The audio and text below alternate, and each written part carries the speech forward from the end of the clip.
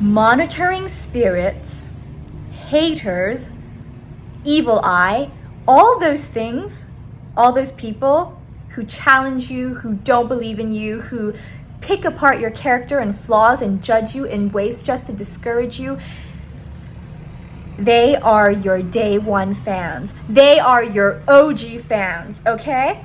Let me give you a little perspective I recently clicked in my head to help you out. Because anytime you're creating something, you're trying something new, you're expanding, growing beyond your comfort zone, there will be symptoms, there will be signs that you are expanding your light. You are growing your vessel, your container to hold more, to receive more, and to create, have more power, have more energy to spread with the world and to receive as well, right?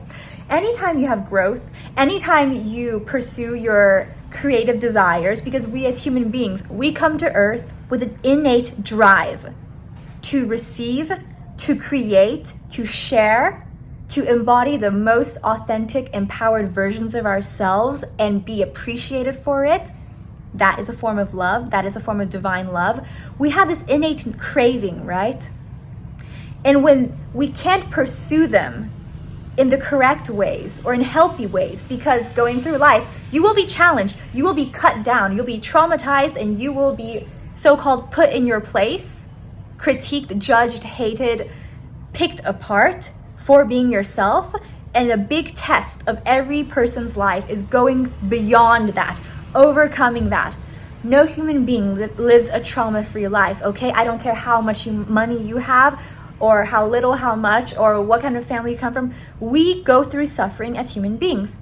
A big part of that is judgment that attacks the very core of our fears of abandonment, inadequacy, all of that. When you grow yourself spiritually, materially, physically, anytime you go after something you want, you will be faced with people who appear crawling out of the woodwork, leaving hate comments, attacking your character, or this comes in many different versions. Let me list out a few for you, okay? Copying your work, being a copycat, stealing your ideas and claiming them as their own, following you around on social media, looking at every single thing you do, but never supporting you, and you can feel that energy. People just giving you the vibe of they secretly cannot wait for you to fail. Now, a lot of this in the spiritual community, or in general in the modern age, we call that evil eye. We call that monitoring spirits, right? Those friends who aren't really your friends, those people you know, those acquaintances, or those strangers on the internet who have everything to say about you and to pick you apart. Let me tell you why this is a wonderful thing. This is the sign that you are growing and you have light and you have something good of quality that is being tested. You don't really get anything for free, right? In life. And the way what I mean by this, when you don't get anything for free, is even if something extremely wonderful happens to you, you get like $50 trillion hits you on the head. If you do not have the systems in place and the mental capacity, spiritual, physical capacity to maintain what arrives in your life, good or bad, you'll be overwhelmed and bulldozed over by everything that happens to you. And good things, they won't be able to stay in your hands. And bad things, well, you won't know how to resolve them, right? So let me share this one specific example.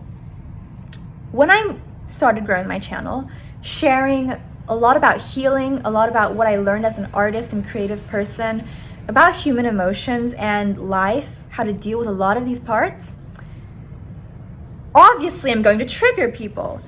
I get all these comments about like the deepest inadequacies people project onto me, or people see in me, those flaws. Hate comments like, I talked about what I learned from having affairs. I talk about how I really got to have true friends that treat me like a sugar baby.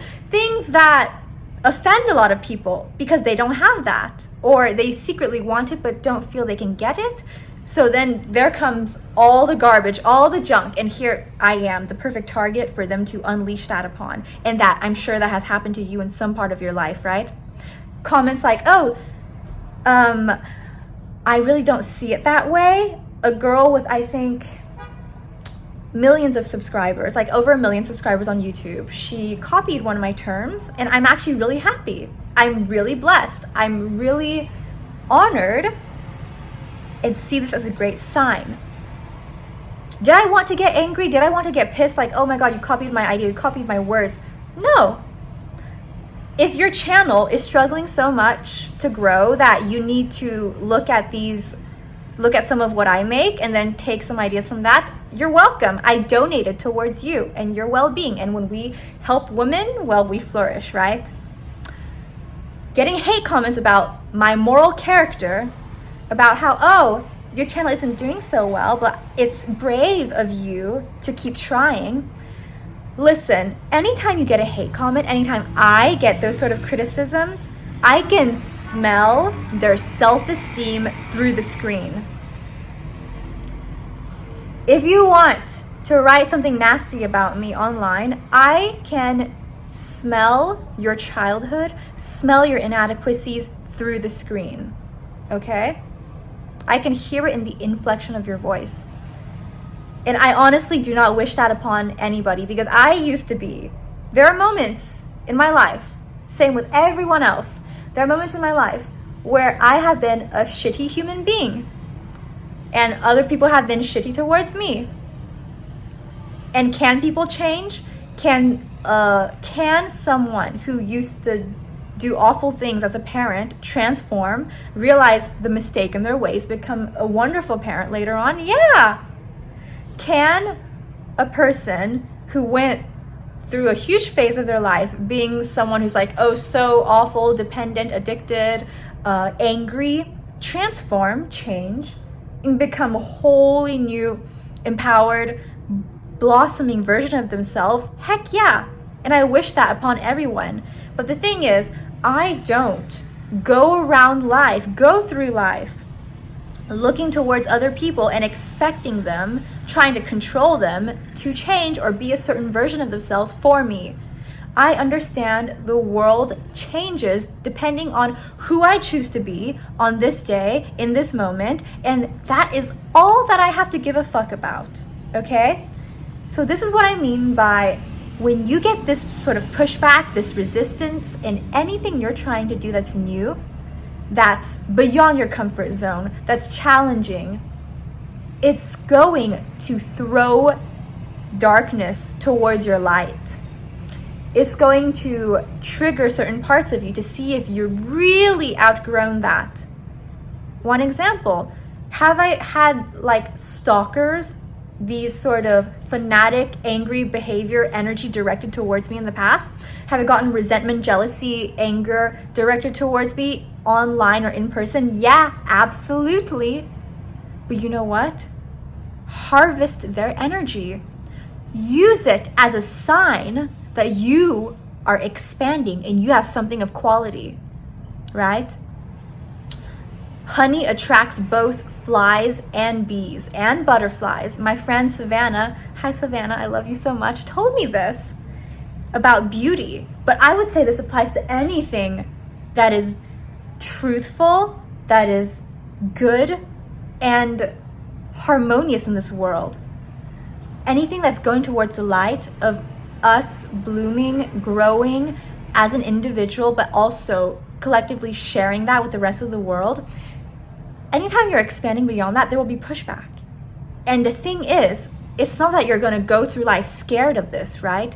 Because let me tell you, anything you have fear towards, anything that scares you, anything that you fear has power over you. And also on the flip side, anything that you depend on for happiness and validation has control over you, because these factors can dictate how you behave, how you think, and how you act. So be mindful. Anytime I get like threats, attacks, hate, all that negativity, I pause. I do not react because I know the very fact of reacting is embodying a version of myself where I do feel that fear is real, where I do feel some sort of power over me. And no way in hell am I giving that pass of inciting any energy out of me towards someone or something that I don't find worthwhile. Absolutely not. If anything evokes some sort of negative reaction out of me in like a comment, I always pause and identify exactly where it's coming from inside here, inside my heart, inside my soul, inside the deep, dark, the deepest corners, okay? And I pause, I identify that and say, thank you for showing me this. These hate comments, they're the light to see what parts of you have not yet grown or need to sort of be cleaned up, dusted up, so you can expand to the next level. And when I say you will get echoes from your past, karmically, this is how a lot of karma works. You can get attacks and hate or pushback, triggering, provoking older versions of yourself to see, have you really grown past this? And if I have to make a really big confession, way before I started a YouTube channel, I had a classmate from school who started doing her own social media.